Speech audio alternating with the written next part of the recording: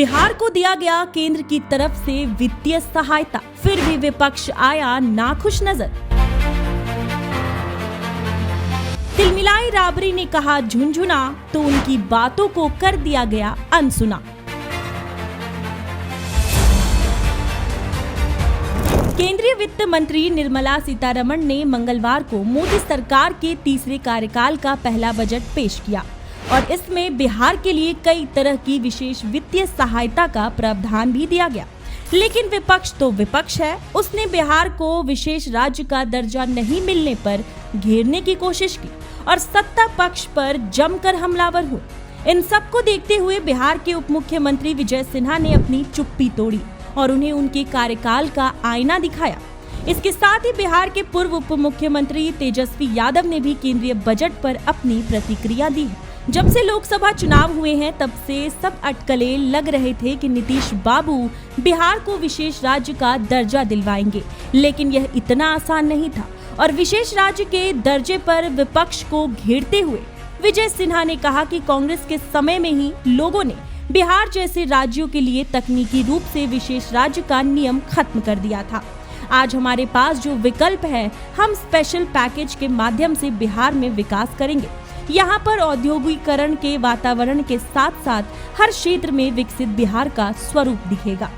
Budget 2024 से 2025 में बिहार को मिले विशेष पैकेज पर विजय सिन्हा ने कहा, बिहार को सड़क संपर्क परियोजनाओं के लिए 26,000 करोड़ रुपए की सहायता दी गई है। बाढ़ से मुक्ति के लिए और नहरीकरण के लिए भी बजट में प्रावधान किया गया है। बहुत सारी योजनाओं की घोषणा की गई है और युवाओं, किसानों, महिलाओं, गरीबों के कल्याण के साथ साथ पूरे बिहार को इसका लाभ मिलेगा। बजट में विकसित भारत बनाने और विकसित बिहार बनाने की नींव रखी गई है।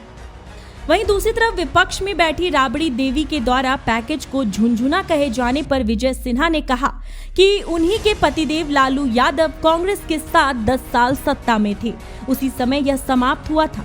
इन लोगों की कथनी और करनी में कहीं समानता नहीं है। सदन के अंदर कुछ करेंगे और रोड पर आकर कुछ बोलेंगे। आज उन्हीं के कारण बिहार की स्थिति बिगड़ी है। लालू परिवार को घेरते हुए उन्होंने कहा, पति पत्नी और उनके पुत्र की मानसिकता बिहार के विकास के लिए नहीं, सिर्फ राजनीति और सत्ता में पहुंचने और बैठने के लिए रहती है। आज विकास के लिए देश के प्रधानमंत्री और वित्त मंत्री जी को धन्यवाद देना चाहिए। हर बिहारी को उसका हृदय से आभार करना चाहिए। वहीं दूसरी तरफ बिहार विधानसभा के नेता प्रतिपक्ष और पूर्व डिप्टी सीएम तेजस्वी यादव ने भी कहा कि बजट ने बिहार के लोगों को निराश किया है। बिहार को प्रगति के रास्ते पर ले जाने के लिए एक रिवाइवल प्लान की जरूरत थी। बिहार के लिए विशेष राज्य के दर्जे के साथ साथ विशेष पैकेज की सख्त जरूरत थी। आपको बता दें कि बिहार को केंद्र की तरफ से काफी सहायता प्रदान की गई है, लेकिन विशेष राज्य का दर्जा सिर्फ एक टैग मात्र है, जो मिलना इतना आसान नहीं है।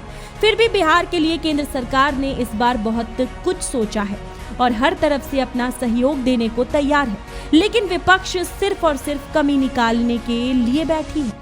आपका इस पर क्या विचार है, हमें कमेंट करके जरूर बताएं।